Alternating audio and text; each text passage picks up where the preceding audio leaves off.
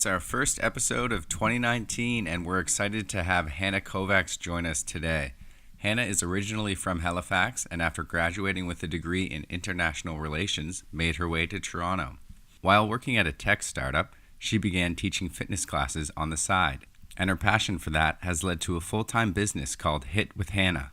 After a busy 2018 of laying the foundation, Hannah is looking forward to growing her business and planning for a very exciting transition in the near future. Listen in as we go through it all. I was the same old me with the same old blues. I was the same old me with the same old blues. I was the same old me.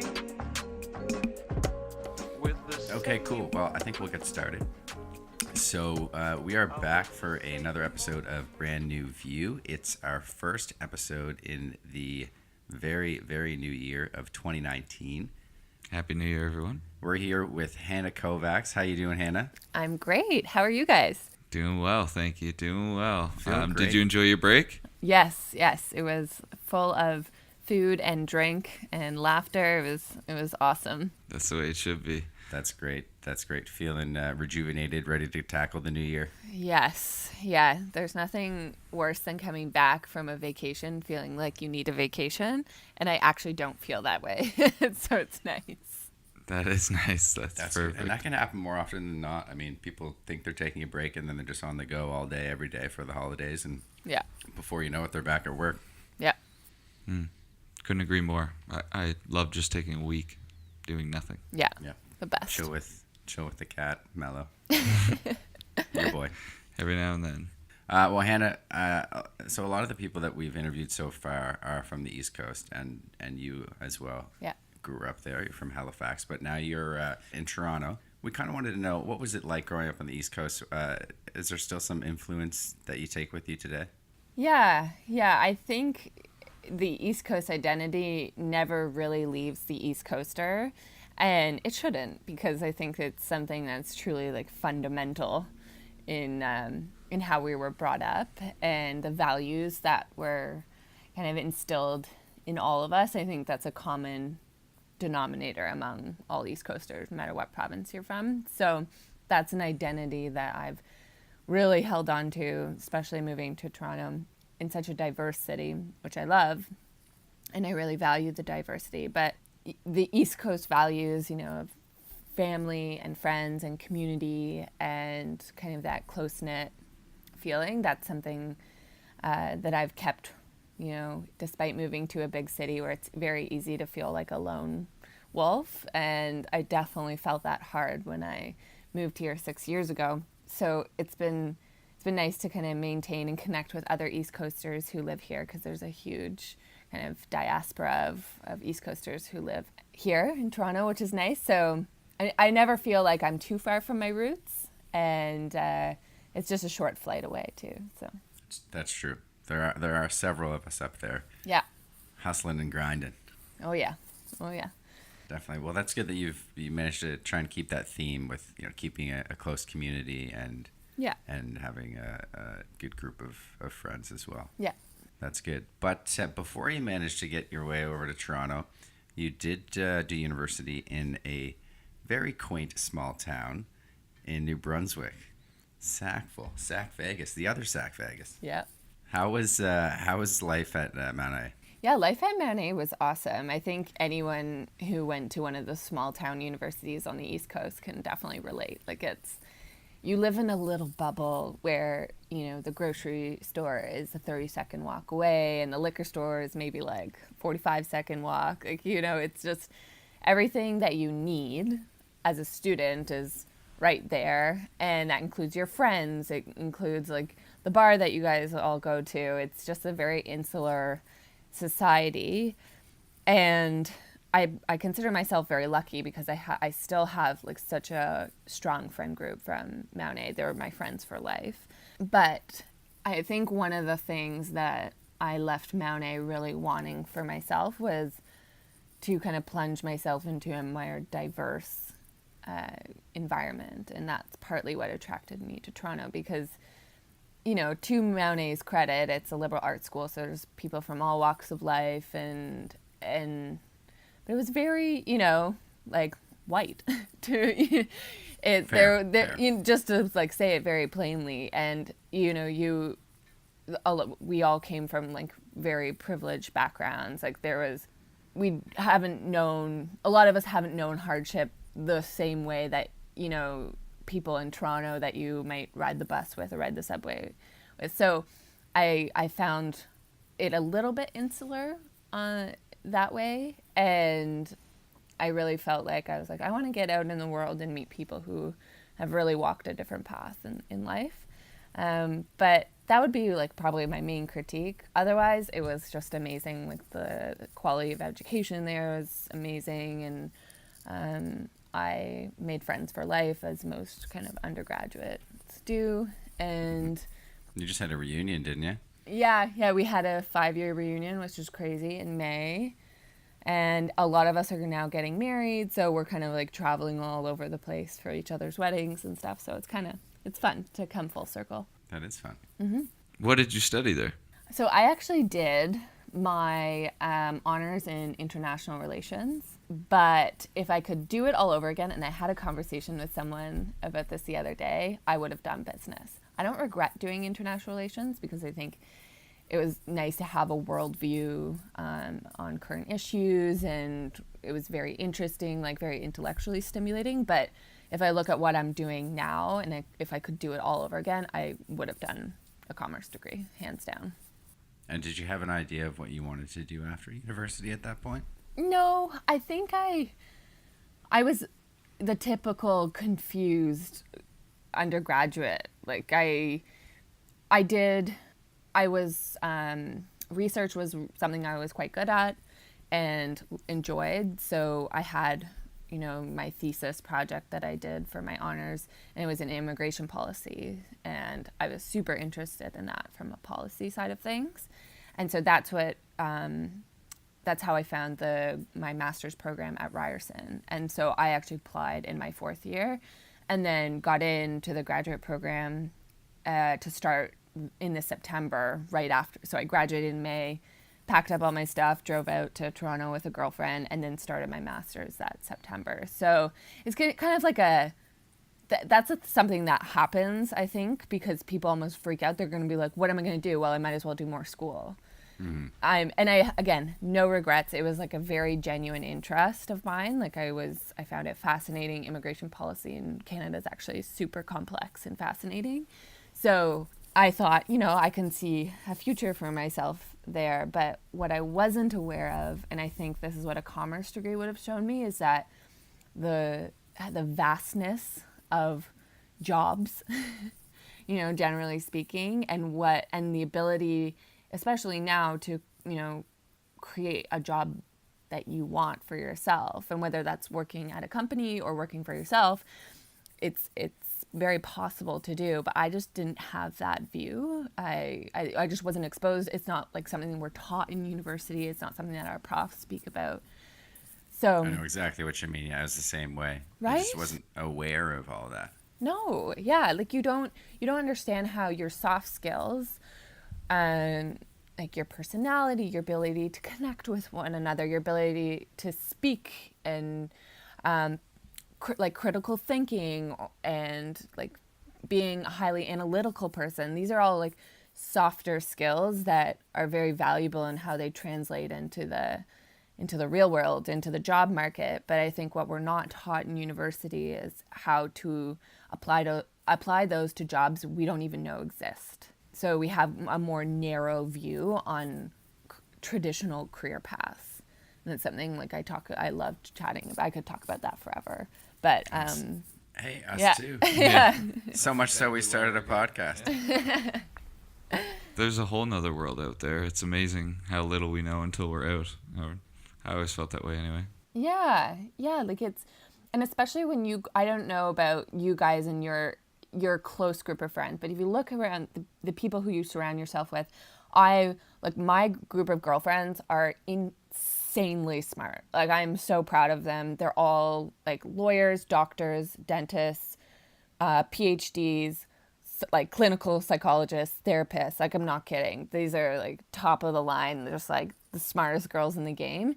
And it is hard when the people around you are going the more traditional career routes. And I had no interest in doing medicine. I come from a full line of doctors. Like, I'm pretty much one of the only non-doctors in my family. And I just had very early on declared that I wasn't going to go that route. And so it is confusing and hard, and you are insecure, especially when you graduate. If like, I don't want to go through that. I don't want to go down that route. So it's like, but what do I do? What career path is going to provide a good living and security, and there are so many of those jobs out there. I didn't know. We're a touch naive. We were in that transition period. I mean, the internet has opened up so many opportunities, and it was still kind of new at that point for us. So, I mean, NSCC College is a great example of an education that's very interactive, and you would learn about these things. I mean, I can say firsthand you learn about those things. 100%. You didn't give yourself much of a chance to breathe between between Sackville and Toronto. I was very eager to get into the big city. I was like, okay, I'm done with like the small town life. I'm ready for the big city, kind of attitude. That's pretty typical. And then I had a couple months in Toronto. Yeah, just kind of hanging out for the summer before I started my master's in September. So. Very cool. And what was off the top of your head, can you think of any differences going into Ryerson as opposed to being at Mount A? Oh my God. In schooling? Night and day. Like, absolute night and day. Yeah. Right, no, it was downtown Toronto. Yeah. Yeah, it was hard. It was an intensive master's program, so we went like straight through for the full like 12 months. And it was a smaller pool of people in terms of my class size, and then amidst a giant, like, huge school. And it was actually really fun going to school in downtown Toronto, like having that experience. And my class was really diverse, and one of my like closest friends to this day is from that program.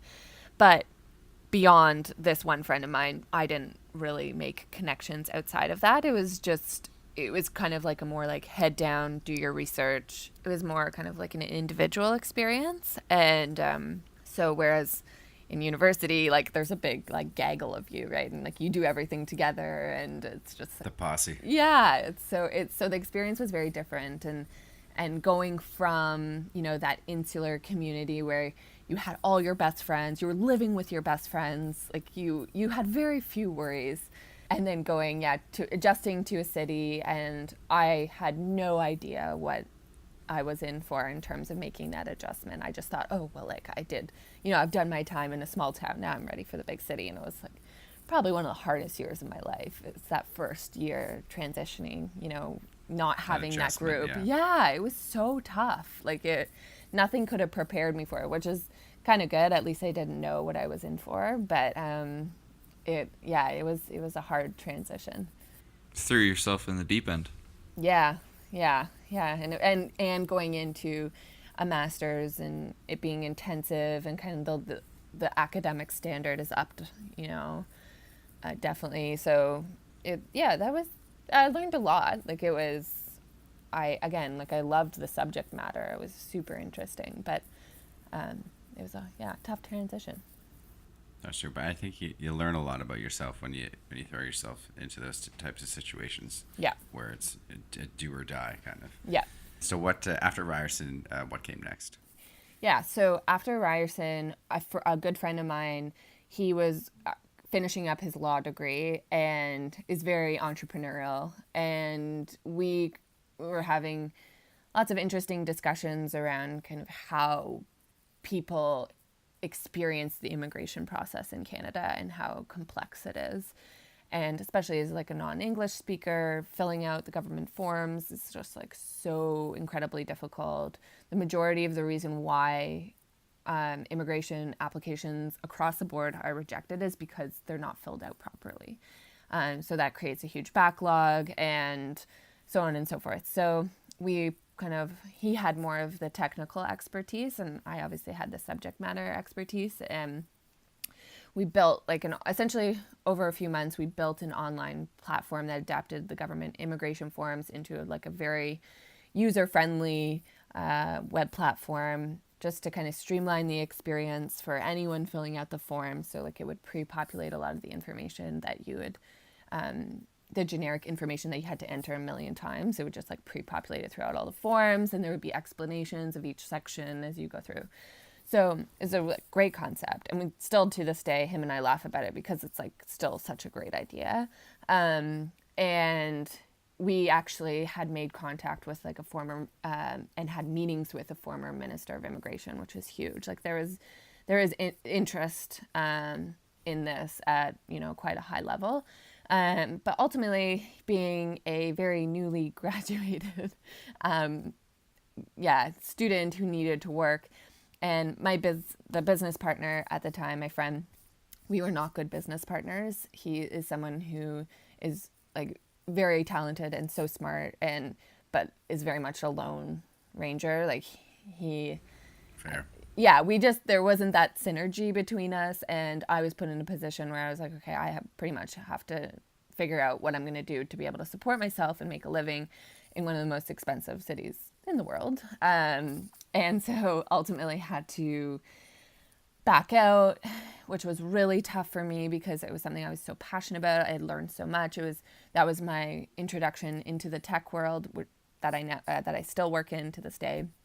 So I'm so grateful for that experience, despite how hard it was to kind of have to back down. And I saw that as a failure, and kind of processing that. And then also being like, okay, well, I have to get a job with very little work experience. Like I didn't have a lot behind me. So ultimately I took a job at a global nonprofit, which I hated. I was there for 6 months, and it was good for me to experience working in a nonprofit, especially with my IR degree. A lot of people go into the nonprofit world, and I'm glad I figured that out once and for all, that the nonprofit world was not for me. Did it early, got out. Yeah. Oh my gosh. They do good work. I'm not shitting on them for that at all. It's just the inefficiencies in the organization is just so frustrating. And the work I didn't really enjoy. But that was just 6 months. And then that's when I was offered a position at a tech startup in Toronto. So I jumped ship and moved into the tech world. Very cool. And actually, Ben, he is part of that world as well. Yeah. Yes, I am. So I can relate a little bit, definitely in terms of a startup feel and just navigating your way through that. Yeah. But I'm curious to hear how it ended up at the next tech startup that you were with. Yeah, it was a good friend of mine who had been hired on there she's from Mount A, and they were looking for someone to do kind of like community management. So it's like a lot of like relationship management, making organic, I guess, relationships with industry experts in that world that we were in. It was it was an employee engagement software that I was working for. And so I actually had done my whole job pretty much at the nonprofit was relationship management. Like I was managing high stakes relationships on behalf of the founder of the nonprofit. So that kind of gave me a little bit of street cred to be hired on, but again, relatively inexperienced, as most hires are at startups, right? And so I was very lucky, and I was up against other candidates. It's not like it wasn't nepotism. Like I had to go through lots of tests to even get hired on at the startup, but ultimately they ended up choosing me, which I'm super grateful for. And I worked there for about 2 years. And so I was the community manager, and then ended up, the company went through like quite a bit of transition, as you do when you're like early stage. And by the time I left, I had worked my way to the marketing manager position. So that was instrumental in me being able to go off and do something on my own, but having that, and I'm sure you can relate, having that even couple years of experience. It's one of the like a guy on the leadership team at this tech company said to me, you know, your time here is almost the equivalent of an MBA. And I understand what he was saying, just in terms of like the practical experience that you're getting, and being able to work really closely with senior leadership was, I mean, I still like go out for dinner with one of my old bosses there. Like you really are able to make these super close relationships and learn. Just if you're a sponge, then take advantage of that. Like learn as much as you can while you're there. And I think that's what most people, the people who last at startups, that's what they do, to be able to ultimately, you know, not get fired, because there were twice while I was there, there was like almost like a firing squad, you know, like you really had to earn your keep, so to speak. You had to prove that you had a direct impact on the company's success and bottom line to be able to stay, because ultimately, you know, a lot of these startups are funded, and this is investor money that's paying your salary. So that if you're not doing anything, you know, to move the company forward, they'll cut you. So so very cutthroat. And touching on that, what were some of the lessons you learned from working in that kind of fast-paced, high-risk environment? Probably you don't know what you don't know, so don't pretend to know what you don't know. Like it drove me crazy, you know, people who are particularly charismatic and could just like bullshit their way through meetings to, you know, make it sound like they knew what they were talking about, but ultimately leadership will know, you know. I've heard that 3 times a week for the last 52 weeks. You really? Don't know, you don't know. Yeah, it's one of the most common like sayings around our office for sure. Interesting. That's cool though. That's like a recurring theme, because I just don't let your ego get in the way, and don't be too proud to admit that you don't know how to do something. Just be open to willing to learn how to do it. And again, if you're that sponge personality, then there's going to be no issues. Like you learn by doing. The downfall is that a lot of the time because you learn by doing, you will fail at, you know, quite a few things, because you aren't being handheld. Like there's not like a playbook that's necessarily being given to you. So I think and maybe that's a good thing in retrospect, being able to learn from your own mistakes, but being able to kind of like take those skills and apply it so that you don't make the same mistakes in the future. So that would probably be my, you don't know what you don't know. And yeah, just put your hand up. Like you're at startups, because it's a small company likely, you do get the opportunity to do a lot of things. So your role is quite expansive. So take advantage of that. And all of that experience will allow you to figure out your strengths and your weaknesses. So that's what I liked about my role, is I was able to identify the things that I was really good at, and then be able to have a clear line of communication with my direct report on being like, okay, this is these are the parts that I think I can own and do really well. And so that was like really valuable. And also you have to count on having someone that you can work with in that leadership position, and that can have that two-way communication.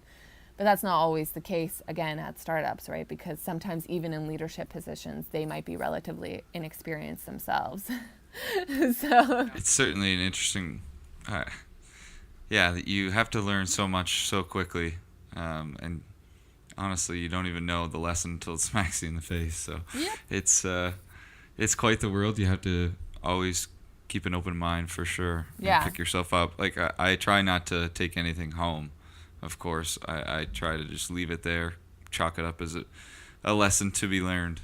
But it's certainly tough on the mental sometimes. What do you do at your company? So I'm mostly sales. I would say 80% sales, and then maybe 20% customer relations.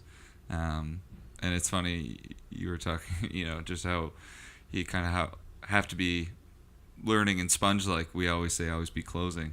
But there's another one, ABL, always be learning. That's the successful startup motto. Have to learn each day. Yeah. Always be closing. What is that from Glenn Ross? Yeah. What is that movie? It's the one with Alec Baldwin. Alec I Baldwin, saw it in yeah. some Always be, business class. I just we're gonna roll need my to do eyes that. when I hear that term. Like it's I know. almost like a gimmick term I know. now. So and- funny. ABC of sales, always be closing. Yeah. The exact Craziness. opposite is what they teach us, but that's mostly what we do. We developed the world's first bionic knee brace.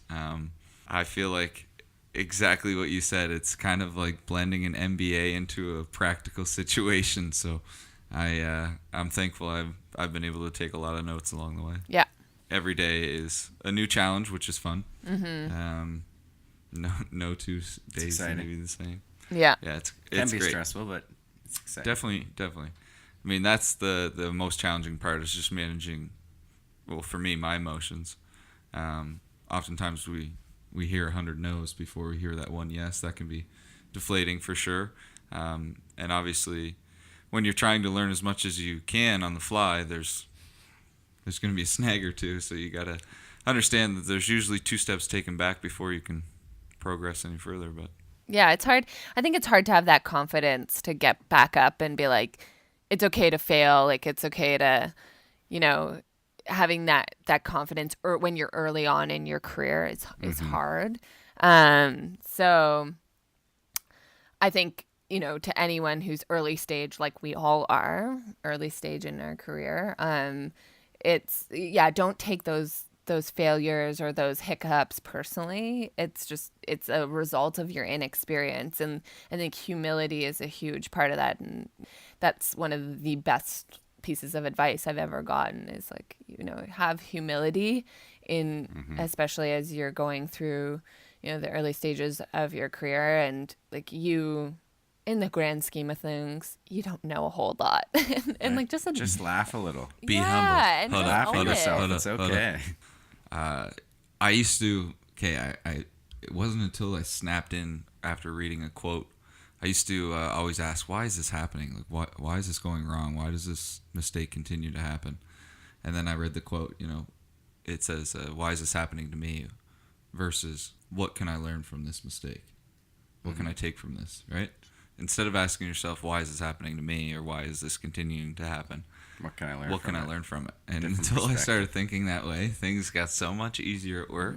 Yeah. It was perfect. Like, if something happened, it's happened. No, you can't make it unhappen. So time to deal with it. Short-term memory. Yeah, no one's going to stop to like pet you on the head and make you feel better if you have fucked up. Like, the world goes on, business goes on, it's and especially in the business world, but I guess this would apply to other industries. I don't want to speak to them, but so as someone who's early on in your career, if you fuck up, just like own it. Don't try to hide it, because that's even worse if someone finds out that you're trying to kind of like clear, hide that you did fuck up or whatever. So, and if you just act with like a little bit of humility and conduct yourself with humility, then people will respect that, especially Big your time. superiors, like in being able to be like, I don't know how to do this. Like there's no shame in that. But I think there's our generation in particular, we're so proud. Yeah. And think we know everything. So that's been something that's been very transformational for me in the last couple of years. Just being like, aligning myself with people who I think I can learn the most from, and stopping kind of the assumption that I think I know everything. To me, I mean, I related to those soft skills you spoke about earlier, the communication skills. If you're able to communicate with your manager properly, you can ask them anything. And I mean, that's the way I feel it should be. Yeah, I think it's obviously communication skills are going to be pretty much one of the most important soft skills that you can have in any industry. And It's so relatable, right? Yeah. So it's to keep that clear line of communication open with your superiors or your direct report or whatever you want to call them, is going to be very transformational. And again, just owning up to when you made a mistake, and also putting your hand up when you want to learn a new skill or kind of improve you want to improve upon something, being able to there's just so much benefit to being able to admit that I don't know everything about this particular area, so I'm eager to learn. That's always worked really well for me, and yeah. So you were at the startup for about 2 years, you said? Mm-hmm. And during the time of the startup, you kind of came up with the idea for the high intensity workout classes, or when did that idea pop into your head? Yeah, so about a year into working for the tech company, I just got my certification for, like, I guess a fitness instructor, just to make it more official. And it was kind of a fun thing for me I didn't even take a course. I actually just like studied the exam material and then challenged the exam. I don't know if that's a good sign that I was able to pass by doing that, but That's okay. Where there's a will, there's a way. Right? Yeah, I guess so. And yeah, so that I did I've been an athlete my whole life. Like Mark, you and I have played like in the same played in the same soccer club for forever. So I played my whole life. I actually played at Mount A. And yeah, being active is just part of who I am. It always has been. And so I think there was a part of me that was almost like mourning not being part of a team again. And I was really looking for that. And I found Toronto has such a great fitness scene. And so I was, being exposed to all of these group classes, and the atmosphere there was like really inspiring, and being like, oh, well, this would be fun to kind of do on the side. And so I got certified and then started offering classes for free through Lululemon, because they offer that for their community here in Toronto. And I built, built like very organically a following through that. And a lot of like those people from when I started in the very beginning are still with me today, which is kind of cool. And the loyalty. That's amazing. Yeah. That's more than kind of cool. So loyal. Loyalty is. That's awesome. Yeah. That's another Kendrick Lamar. Well, that's lyric. when you know Loyalty. Should we just call this episode some Kendrick? Yeah. Loyalty.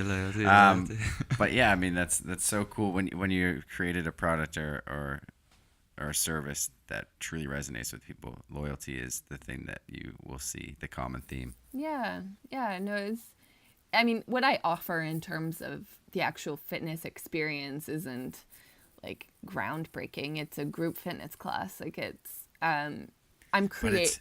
Who teaches it though? Yeah, no, and it's the environment. Yeah, it's the environment.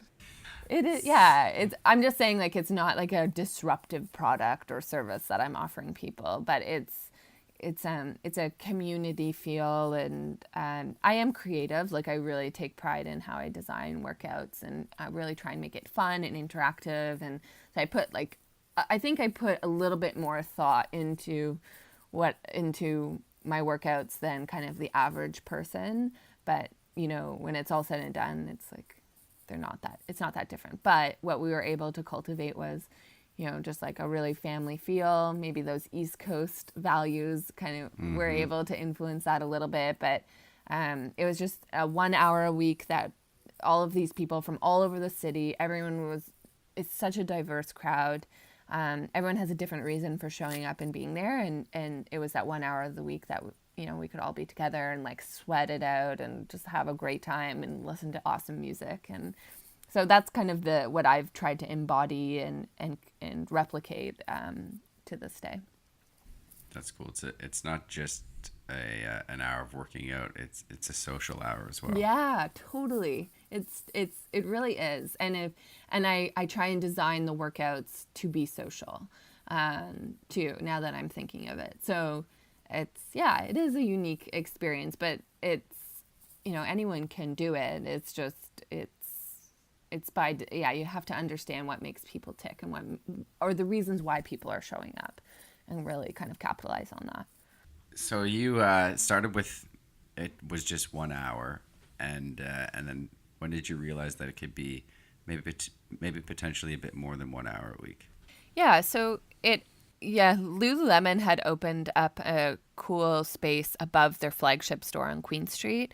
So it was like this beautiful studio space, and they were bringing in instructors to offer classes for the community. And so it was a bit of luck. To get in there today is super, super competitive. Who's there right now are kind of like the biggest names in the fitness game.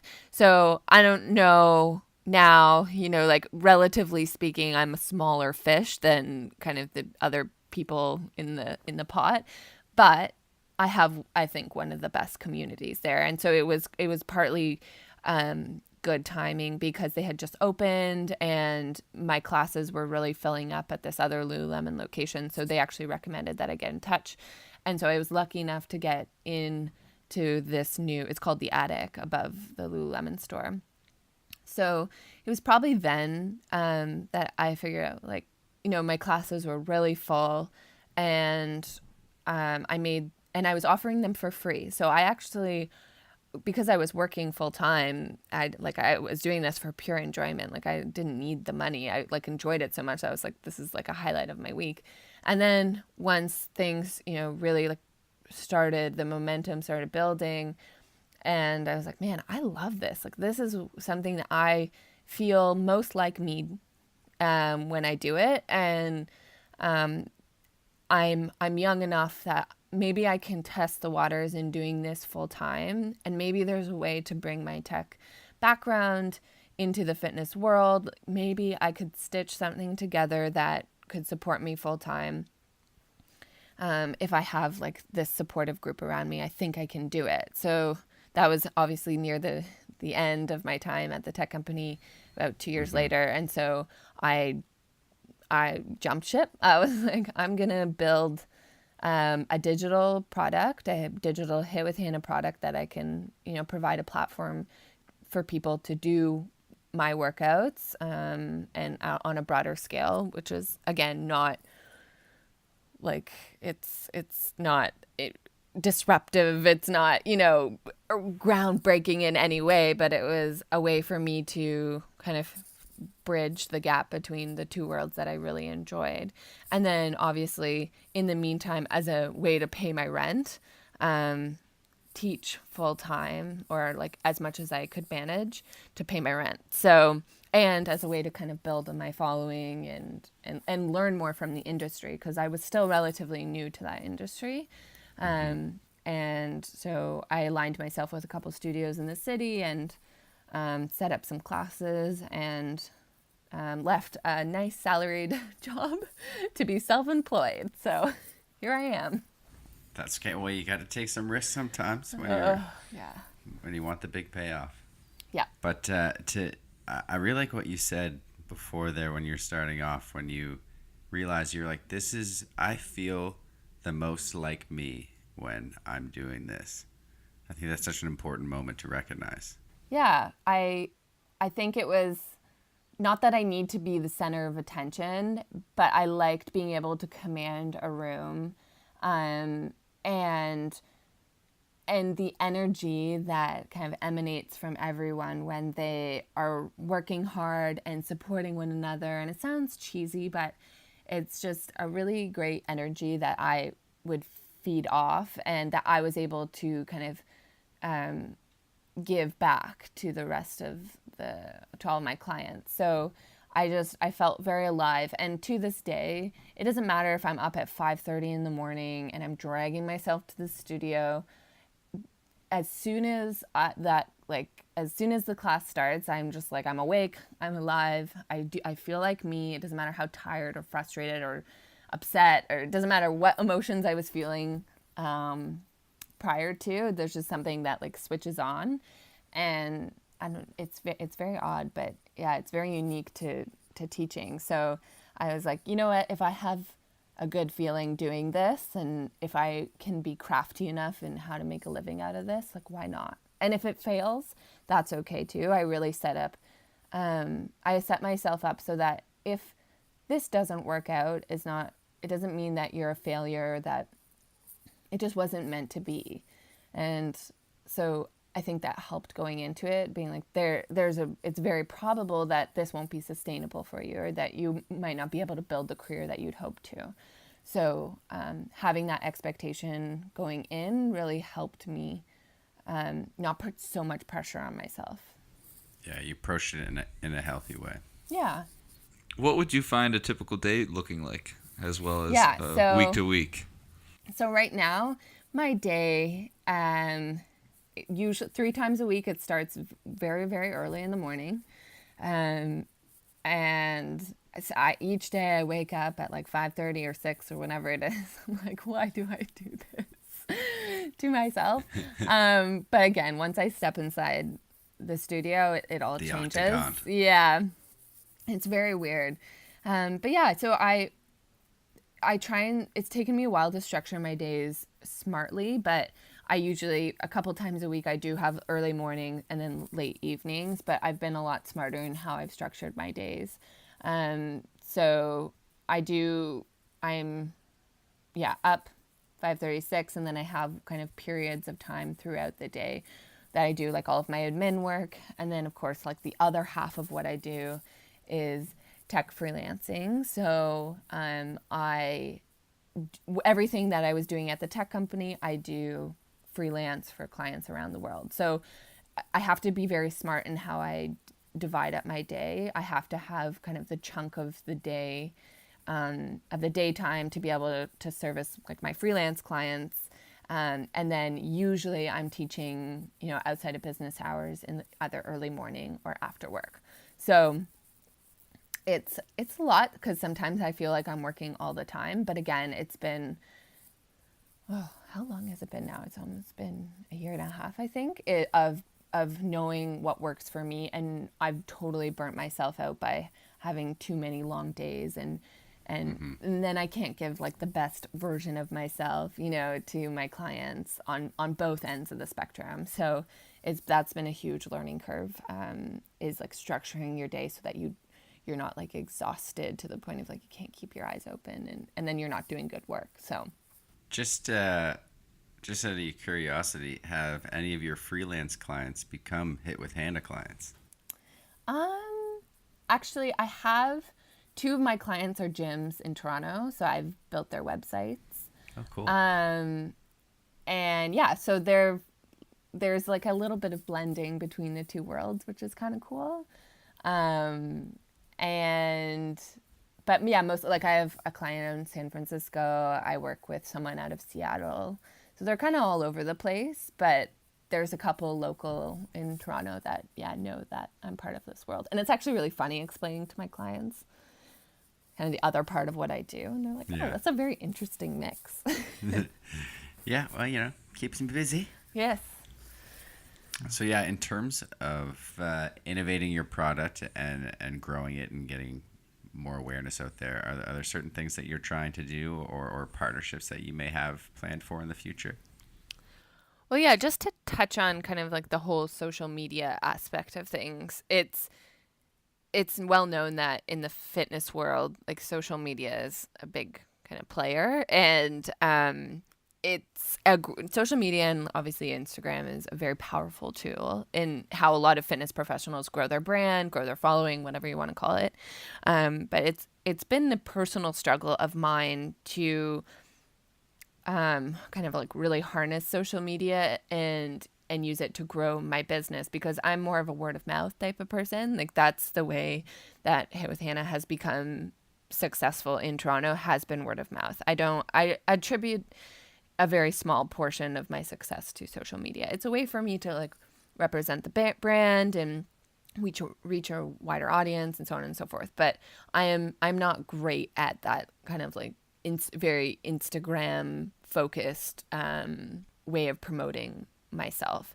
So that's been a definite struggle of mine, because I really questioned whether I could be successful in this industry without being, this Toronto like fitness influencer with like tens of thousands of followers, because that's definitely the crowd that I kind of run in.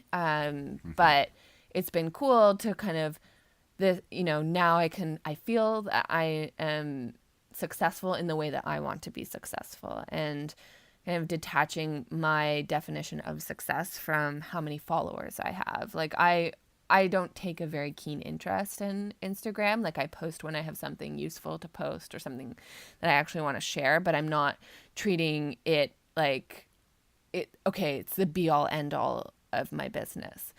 I think if you think from a more strategic lens, which I've been able to do, I've partnered with, other brands that like either I know and use and love their product, or kind of are on a brand that I personally, that resonates with me. And so when it was well over a year ago now, actually, there was one app in particular that I was using all the time called Fit Radio. And they have amazing DJ mixes that are specifically formulated for working out. And so from the onset of me teaching these fitness classes, I've always used Fit Radio. And yes, people like my workouts, but I swear to God, they like the music more. And I can't even take credit for the music because it's like not our my podcast. Yeah, there you go. Right? Like it's Music gets people going. Yeah. It's such a huge part of like what I'm able to offer people. So I was like, man, I love this app. It's a beautifully built app. And so I actually reached out to them. This was a year ago in July or August. So like almost a year and a half. And they're a team down in Atlanta. And they're just this small, like they're a small team, but just brilliant, and have built this amazing product. And they've actually been around for 7 years. So I was like, there must be a way that we can partner. And they were just so open-minded and so willing to collaborate, because they really love working with people who love their app, which is smart because you have kind of like built-in advocates for your brand. And to this day, I have recommended the Fit Radio app to like, no joke, hundreds of people. So, and anyone who tries it loves it. So, fast forward almost a year later, they actually flew me down to Atlanta to record a bunch of workouts. They have like a cardio coach function within their app where it's guided workouts, cardio workouts specifically, whether you're on the treadmill or the bike or elliptical. So I recorded in their booth 6 workouts. And then the reason why the opportunity came up to work with them is that I approached them being like, I want to build a digital product so that a place for me to put my HIIT with Hannah workouts so anyone can access them. And they were like, oh, well, we're just starting to build the infrastructure to do that. Would you be willing to be one of the, coaches on board to offer your workouts? So it took a year, but, it was so cool being able to go down there, and we filmed, so many hours of content. And actually that content is finally launching tomorrow on Monday, which is really cool. Oh, look at that. That's exciting. Yeah. Very exciting. Yeah. 2 launches tomorrow. We'll make sure we put that info on all our social as well.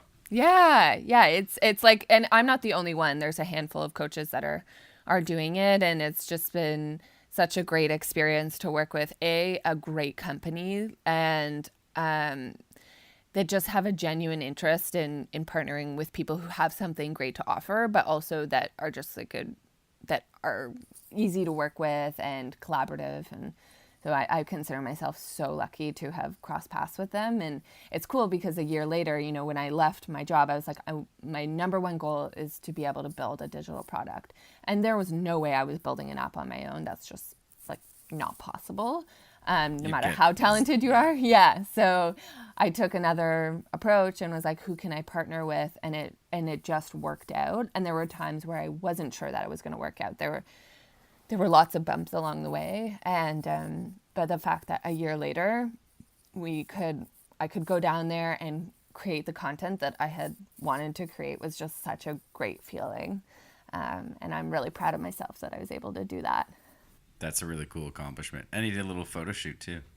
Yeah. Oh yeah. Which is not my forte. Like I entered this industry, I don't love being in front of the camera, but unfortunately if you want to be part of this industry, you have to kind of learn to be able to work the camera at least.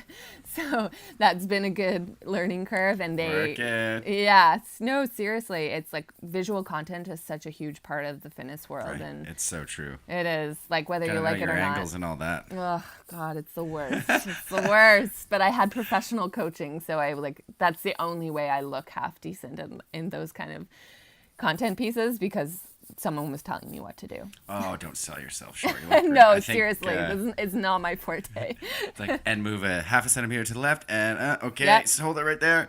Truly, Yeah. that's what it was like. That's what it was Is like. that one of the photo we're using? Is that from that photo shoot? Yeah. Very cool. Yeah. So, Hannah, I'm curious to know when exactly did you know HIIT with Hannah was going to be your passion project? I think pinpointing the exact aha moment Yeah, is hard. that's tough to do. You but- mean it wasn't January 17th, 2013? No, but that's a good 2:22 point. p.m. Yeah, exactly. No, that's a good point though. I think it really is, if your attention and your productivity, especially at whatever job you have, that someone is paying you to be full-time at, the second that starts waning, I think you owe it to yourself to kind of take a step back and be like, okay, where would I rather put my time, or do I just need a kick in the butt?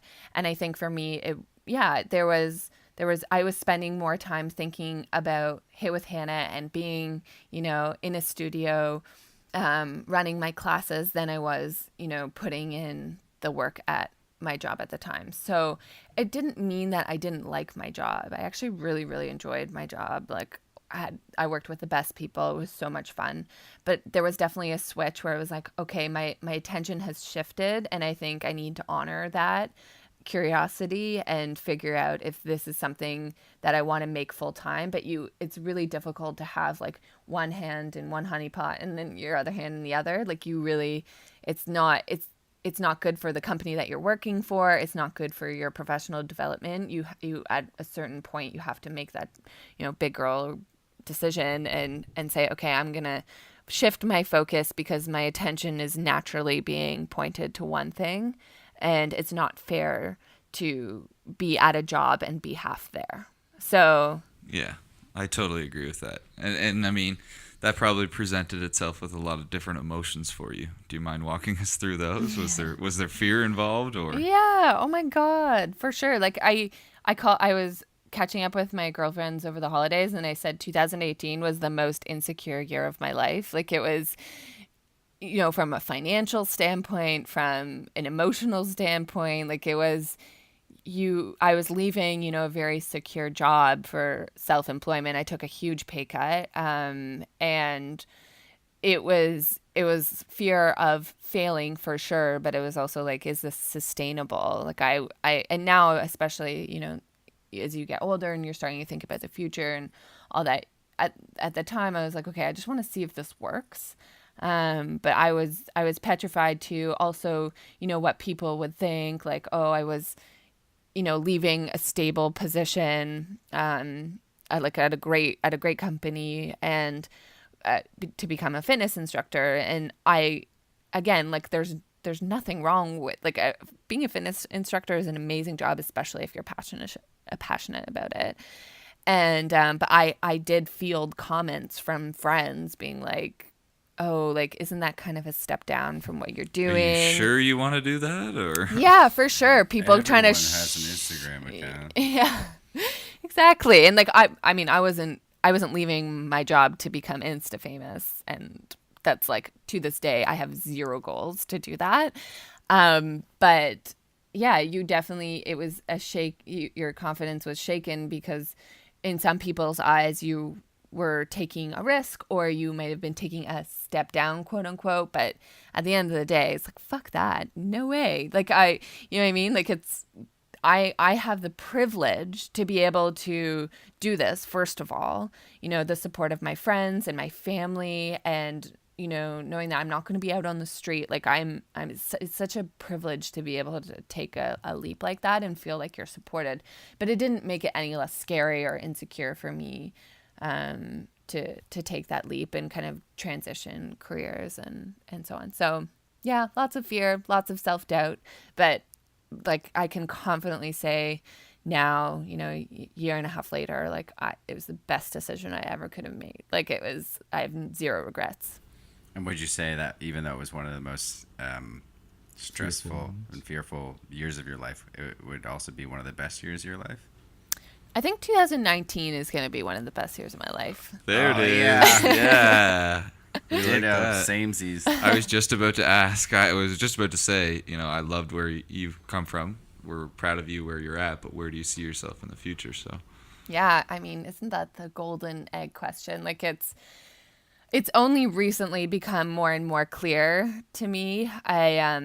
Again, 2018 was like very much laying the foundation, figuring out if this was sustainable, kind of getting myself into a financially stable position where I could not only support myself, but like save for the future. And so 2019, I think, is going to be a pretty huge year because I'm making a lot of like really big decisions and putting plans in motion to kind of achieve my ultimate goal. And so it's going to be a lot of work, and 2020 is going to be probably like a big year to actually kind of realize that final end goal.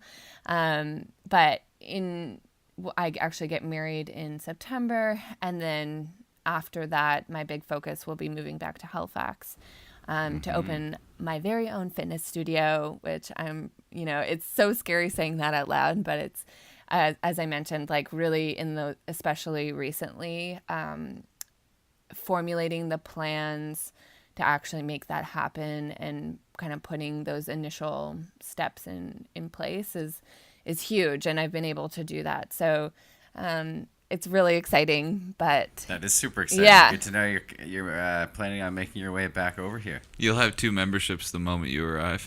2 new clients. perfect. Because there's Sign nothing us up. scarier than opening, a physical brick and mortar and then no one walking through your door. So, Oh no, we'll make sure we'll get lifelong memberships. yeah, you will. Yeah, no, it's You've been able to overcome the fear once. I think you'll be quite successful in overcoming it a second time. oh, thank you. Thank you. We'll see. Yeah, it's a huge job. And I've been really, really lucky to work with kind of some of the best studios here in Toronto and be mentored by the owners here. And I would never consider doing something like this without working on the ground level. So I'm so thankful that I have, been up at 6 a.m. 3 days a week for the past 2 years, because it means that I have actual, experience working at the ground level in this industry. And I have like a whole document of running ideas and critical components of opening up like a fitness studio, brick and mortar. And that's because I've really worked, at the ground level. Like I work with clients, I work for other studios. Like I work closely with the owners of those studios. So, being able to You've bring seen that, it. yeah, no, it's You like, lived it. yeah, you have to live it. You can't I couldn't imagine going blindly into this, being like, oh, I like fitness, I'm going to open a fitness studio. Like I would never have been able to do that. So, Jumping jacks, burpees. Let's oh go. my God, no, this like all the components involved is so insane. So being able to bring that experience back with me is going to be huge, I think, to really open up a place that's, a game changer for the Halifax fitness industry, because I think the Halifax fitness industry is not really built out yet at all. I know there's like some great players It's in more the of like industry. a yoga industry right It now. is. Yeah. So definitely there's a strong And Spinco. Yeah, Spinco's huge, but those are all great signs. So like Spinco's huge here, right? And Yeah. the fact that Spinco has blown up like it has in Halifax is an amazing sign. Like I love that. And Following the same trajectory of Toronto. yeah, and it also means like sticker shock is less of an issue. So the prices, more or less, from the market research I've done, like people are in Halifax finally are willing to pay, comparable prices to what I'm seeing here in Toronto. So that's a really great sign. And I'm not coming in being like with prices that people are like, well, I would never pay that. You know what I mean? So it's been good to see the market in Halifax like come alive with like these really top of the line studios. But in terms of what I'm going to offer, no one's offering that. And I'm not going to disclose it because I don't want to give it away. Hey, you got to keep your trade secrets. Yeah, exactly. But there's a lot left to be disrupted, so to speak, to use that buzzword, in the Halifax fitness market. So I'm really excited to be one of the first to do that. Again, I'm going to approach it the same way I approached my last transition, is that there are going to be a lot of hiccups that I don't see yet, that no one's going to be able to predict for me. So I can say this is my goal, to open this studio by this date, in knowing that, there's a lot of other factors that I might not have control over, things that might happen that might prevent me from doing that. But what it's not going to prevent me from doing is like putting the plans in motion to like execute. And like it could fail. Something could go wrong. I could go bankrupt. Like, you know what I mean? There's so many risks and factors that contribute to failure. But I think you could really sit here all day and make a whole list of reasons why you would fail at something. But I think that's what delays people from actually going out and doing something. I know I'm young, Definitely. Right? Like I'm 27 and but there's really nothing right now preventing me from doing this. Like I don't have a mortgage. Like Dan and I are, relatively unattached to, where we live in terms of like there's nothing holding us down like financially or emotionally. So we don't have kids. It's really like I'm in a position right now to be mobile and kind of throw my whole self into something. And someone said to me, it's like, you do it now or you do it in 10, 15 years after you're done having kids. It's a lot different as a female, right? Like I want to have a family. I'm very excited to have a family. But so really I have the next few years to do this and have it established so that I can, have a family in Halifax and build that life for myself. So that's true. Once that happens, that takes up a serious portion of the time. It's going to be my whole life. Yeah. And that's exciting. We'll get the little hit with Hannah's going. Yeah, mini hits with Hannah. Mini hits with Hannah. Not for a while. Not for a while. No. Let's let you get yourself settled here for a little bit, and then we'll get you back on live color with the little ones. Yeah. Well, that's awesome. It looks like we'll be seeing you around these parts earlier than first thought. Mm-hmm. Yeah, if all goes as planned, and but it's gonna happen. It's gonna happen, and we're confident it will too. All right, I think that's it for today's episode. Ben, anything else you wanted to add there? No, I'm all good. I really wanted to thank Hannah for coming on. Of course, it's great to have her share her story. Good local Halifax gal, doing it big in the big city, so that's excellent. We're looking forward to seeing you around these parts. Oh, thanks, guys. Yeah, that was fun, and you guys have a good thing going. Really interesting people on your podcast, so I am very honored to be among them. Oh, we are the honored ones. I mean, you've been nothing short of an excellent guest, much like all the rest. So we thank you again. Thanks, guys. It was great catching up, Hannah. Yeah, good catching up with you, Mark.